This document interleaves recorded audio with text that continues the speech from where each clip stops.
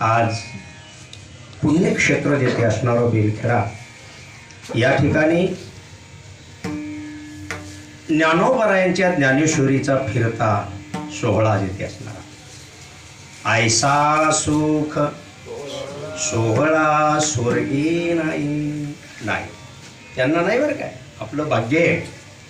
आणि ज्या ज्या गावामध्ये गेलं ते प्रत्येक मनुष्यांचे असे उद्गार आले की आम्ही कधी पारायण केलं नाही पण पारायण करायला. आता भाऊराव महाराज म्हणले आमच्या इथं मंडळी एवढी बसली शक्यता नव्हती पण प्रतिसाद भरपूर मिळाला. बरोबर आहे. ही ज्ञानोबरायची शक्ती आहे. ज्ञानोबरायची शक्तीच तशी आहे. जसा सूर्याचा उदय झाला की रात्र नाहीशी होती प्रकाश पडतो. प्रकाश कधी पडतो? रात्र नाहीशी होती आणि प्रकाश पडतो. तद्वत ज्ञानोबरांची अशी शक्ती आहे. खळांची व्यंकटी सांडो तया सत्कर्म रती. रती या शब्दाचा अर्थ प्रेम. रती हा शब्द वापरलाय. रती या शब्दाचा अर्थ प्रेम आहे. त्यांचा खळपणा जावा आणि ज्ञानेश्वरी विषयी त्यांना प्रेम निर्माण व्हावं ही शक्ती ज्ञानोबरांची. कोणा शक्ती? ज्ञानोबरांची. विठ्ठल विठ्ठल.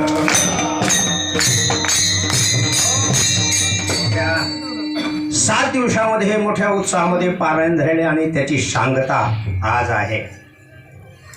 आता सेवके करावे सांगितले काम ते होतो पण कामा नये. बरं काय बाबा छगन बाबा यांनी आणि आपले विष्णू महाराज दत्ता महाराज सर्वांच्याच आग्रह असतो मी उभा राहिलेलो. काय जसं बोलता येईल तसं बोलू. सेवके करावे सांगितले काम तेथे होतो पण कामा नाही. माझ्याकडे शिवाजी सेवे करता घेतलेला अभंग जगतवंदनीय जगद्गुरु तुकाराम महाराजांचा आहे. काल्या प्रकरणातला आहे. विठ्ठल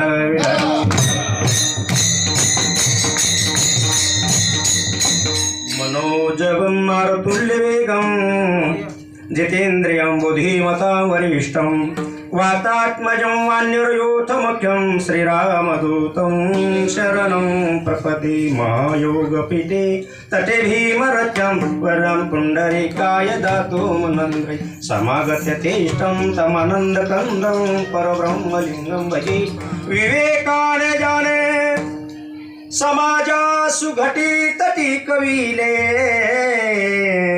महासिद्धांताचे रसिकत्व उकलेले लसे तरतविला श्री भागवत कल्पतरो तया ज्ञानेशाते मतीने वंदन करू. ओम नमो ज्ञानेश्वर.